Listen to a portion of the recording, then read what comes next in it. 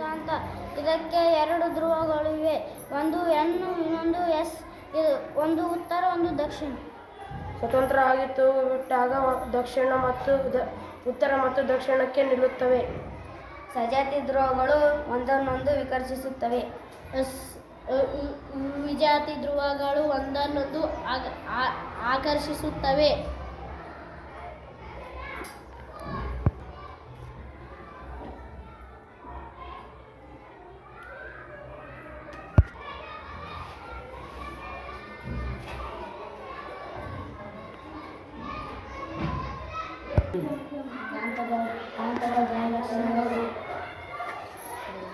ದಂಡಕಾಂತ ಎರಡು ವಸ್ತುಗಳು. ಇದು ದಂಡಕಾಂತ. ಇದರಲ್ಲಿ ಎರಡು ಧ್ರುವಗಳು, ಒಂದು ಹೆಸರು ಒಂದು ಎನ್ ಇನ್ನೊಂದು ಹೆಸರು. ಉತ್ತರ ಸ್ವತಂತ್ರವಾಗಿ ತೂಗು ಬಿಟ್ಟಾಗ ಉತ್ತರ ಮತ್ತು ದಕ್ಷಿಣಕ್ಕೆ ನಿಲ್ಲುತ್ತವೆ.